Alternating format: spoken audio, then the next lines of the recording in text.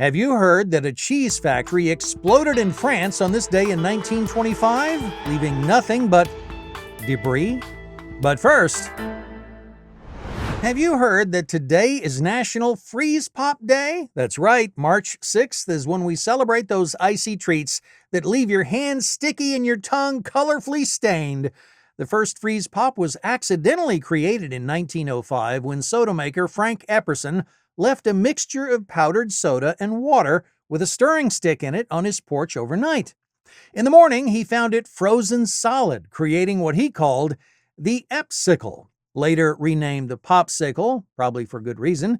These frozen treats eventually evolved into the tubes of flavored ice that we know today. I'd tell you more, but I'm getting brain freeze just thinking about it. Have you heard on this day in 1899, the pharmacist Felix Hoffmann patented aspirin? Talk about a headache-solving breakthrough.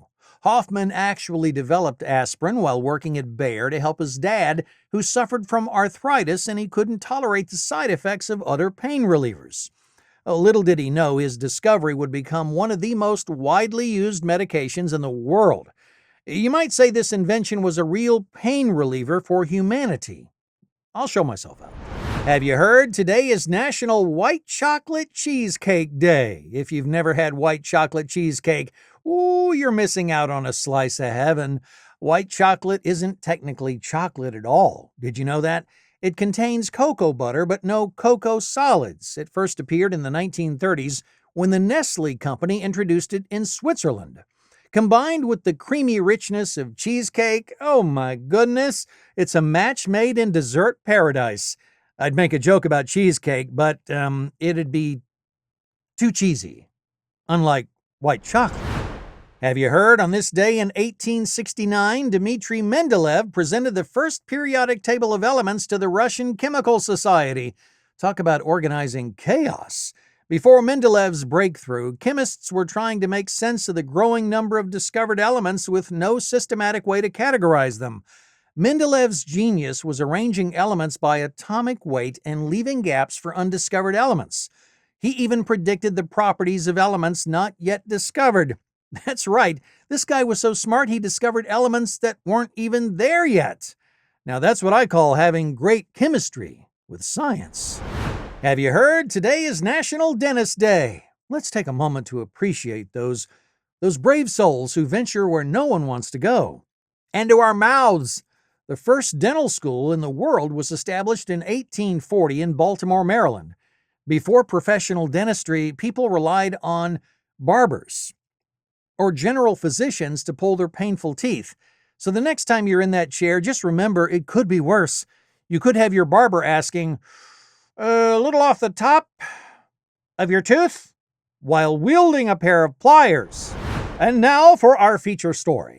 On this day in 1925, a small cheese factory in the French village of Roquefort did indeed experience an unusual incident, though perhaps not as explosive as I suggested earlier.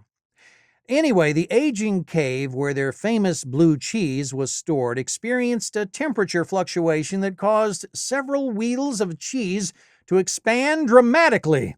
When workers opened the cave door, they were met with a wave of pungent cheese aroma so powerful it made the village mayor faint. Oh-ho! The local newspaper headline read, "Cheese Catastrophe Leaves Town Holding Its Breath." When asked about the incident, the factory owner simply shrugged and he said, "Ho-ho! It's not that big of a deal. It's just a little mold situation that got out of hand." Talk about a cheesy situation. And that's why I never get in arguments with blue cheese. I always know how to mold a good comeback. And speaking of comebacks that'll knock your socks off, have you tried our sponsor's dad joke button? One press and you'll have an instant groan-worthy joke ready for any occasion. Keep one in your pocket and you'll never be caught without a cheesy one-liner again. Take a listen. I spent a lot of time, money, and effort child-proofing my house, but the kids still get in.